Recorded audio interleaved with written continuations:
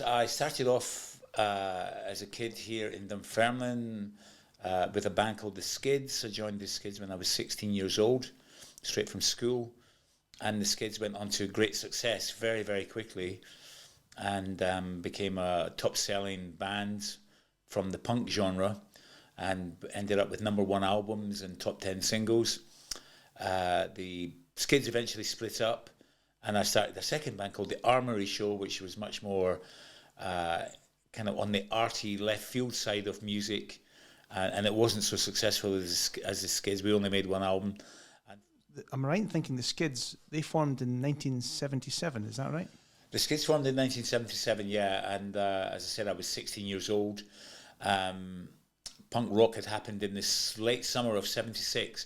1976 was famous because it was one of the hottest summers on record, and riots broke out all over the country. The country was in a bit of a social mess.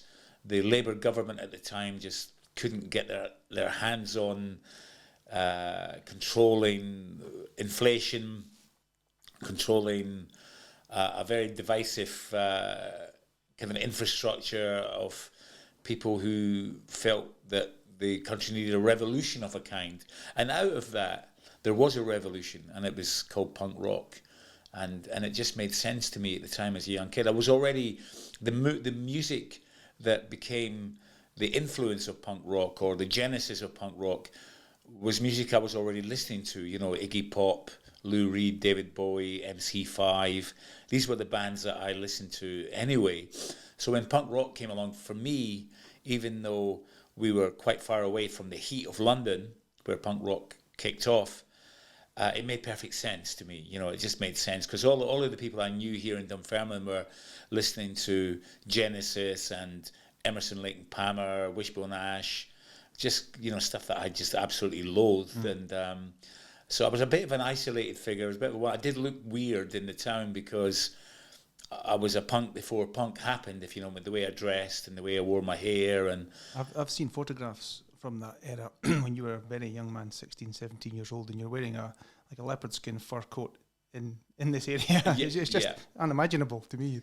Initially I wore a suit I picked up in the grass market in Edinburgh in that era was full of second-hand stores, and we called places, I think they were called modos or models, where homeless men slept. Weirdly enough, the phenomenon of homelessness in the 70s was always men who I think had mostly alcohol-related problems. It wasn't a female problem as such, and maybe it was, but it wasn't so evident. And there was lots of second-hand stores in the grass market, and you got to find these incredible clothes. So I wore an evening suit from the 1920s, but with skin-tight trousers, winkle pickers, no shirt, a dog collar, and I had black hair with a white stripe down it, like a ferret. And so, of course, I was very identifiable, especially in Dunfermline, which at the time had a fairly macho culture that was prevalent. And so people were fairly antipathetic towards how I looked, and it made people quite violent towards me. And, of course, this increasingly made me more feral. So by the time I was invited to audition for Stu Adamson, who was trying to start a punk band, he wasn't interested in the fact that I couldn't really sing or I couldn't really dance. It was the fact that I had the look, I had the attitudes, I had all the things that you needed for a frontman in a punk band. You know, they were already in place. And of course I had the musical knowledge. It wasn't like I suddenly found this new genre. The genre was already part of me. So, you know, I lucked out with him, but he lucked out with me, I think. And Stu Adamson wrote all the songs at that point in time. I didn't write the words at the beginning of the Skids. It was Stuart, and he had written 2 or 3 songs. One was called Test Tube Babies, which was, you know, he was quite forward thinking, very progressive socialist. Stuart, he always thinking ahead. And Charles was the key song of the time, and that he had written, which was about how automation will replace manual labour, and it was a song without a chorus. So everybody in the early days of punk wrote a 2-3 minute song, but it was essentially all about the chorus. Charles didn't have a chorus, so it stood out. It was different, and it also had this remarkable guitar style that he had developed, which without being overly technical, it means we had to detune our guitars from standard tuning, and it would give his open string sound a very unique style, which he later developed when he went into Big Country, into a much more kind of Scottish bagpipey sound, which is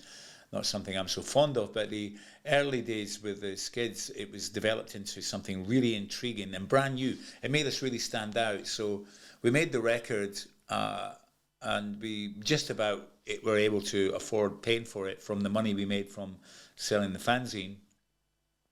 And then we sent it to John Peel in Radio 1 in London. He was the iconic DJ that played all new music. He would play punk music. He played poets like Ivor Cutler or Van der Graaf Generator. Then it'd be The Clash or Susie and the Banshees.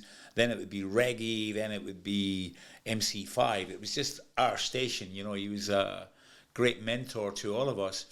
So we sent him the record with no hope that we'd actually play it, because obviously punk bands were springing up all over the UK, so you know we'd have a vast choice to choose from. But we did send a covering letter about who we were, and we're not from a big city, we're from Fife. We didn't go to art school, we don't have those kind of influences, we just believe in the movement because we saw punk as a movement. Would you have sent him a tape, a cassette tape, or was it an actual record, or how? Yeah, but we'd made our own record by this time. Right, okay. We had pressed No Bad Records. We did it with a guy from a record store in Dunfermline called Sandy Muir. Yeah. It's now a betting shop, sadly, but it was a cool shop, and he didn't really sell punk records. We had to go to Edinburgh to buy them. And one day I went in there, and obviously I was quite aggressive as a youngster. He didn't like me coming in his shop. He was very straight, Sandy, and the only thing we liked about him is he had a scimitar car, which we thought were a bit science fiction at the time. But he wasn't our kind of guy. And we said to him, listen, there's so many of us now, these young punks. We're all over the place, and there's nobody sells the records.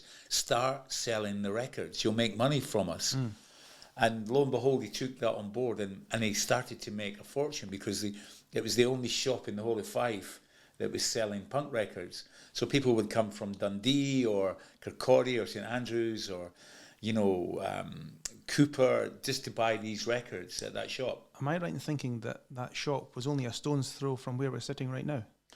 That shop is just literally 100 metres from here on the other side of the cinema, and it's now a betting shop. Right. You know, it's next to the old public toilets. Right. That's right. So, but on a Saturday morning through the afternoon, that place was the hub of punk rock in the whole of Central Fife. Mm. So you would have 200, sometimes 300 kids hanging out there, buying records, talking with their gear on. So then a lot of them would come up to our practice space, which was up by Queen Anne's School, and we'd do an impromptu concert every Saturday to all these kids from our rehearsal space.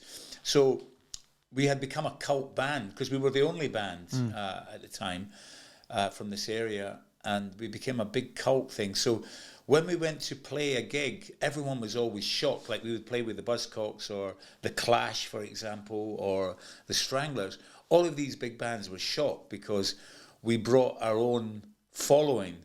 And the following was huge by that time. So if the Skids were supporting the Buzzcocks, and it was an 800 person capacity, 400 of those people would be Skids fans. They wouldn't be Buzzcocks fans. So it really freaked all these bands out from England. That who are these guys? So word of mouth spread very fast, and with the help of John Peel playing our record every night, we were invited to come and play in London and Manchester, and then we got signed up by Virgin Records and went on to great success with them.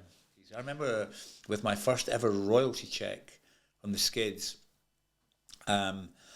I went to, it was called the Edinburgh Printmakers Gallery, and it's now it's just outside Waverley Station where the Fruit Market Gallery is now. That's where they used to be based.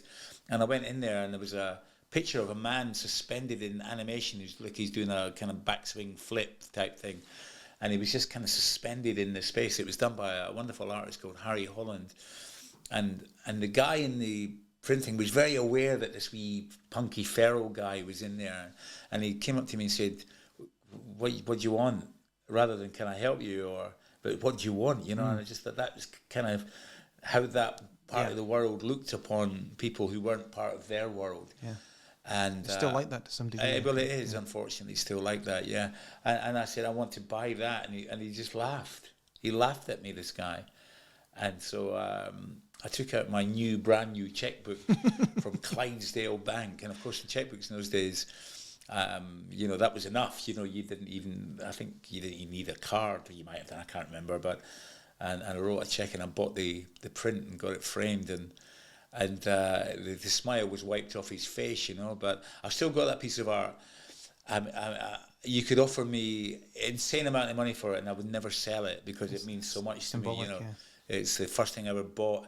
I bought it not as a affectation. I bought it as something that meant something to me, and I've used that image in some of my movies. I've used it in some of my still work, and I've definitely used it in some of my novels. It's been a huge part of the journey of my life, that piece of art. So art was embedded in who we were as a band. We weren't scared of it. Even songs like Masquerade, we talk about Picasso's Guernica.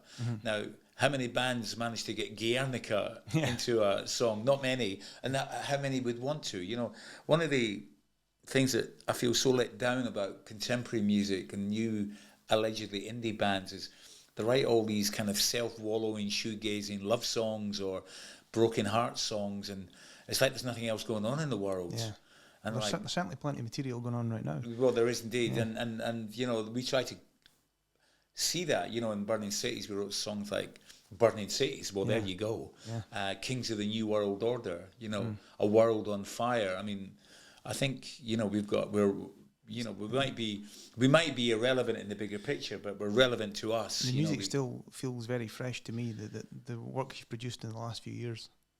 Well, the words are on it. I mean, I'm very proud of that. We haven't stepped back from, you know, I think, as I say, Kings of the New World Order. I mean, we couldn't be more right with that song, or Burning Cities, you know. It's just, and even the song Refugee, you know, we wrote a song called Refugee, and we're about to see one of the biggest refugee crises in Europe since the last one.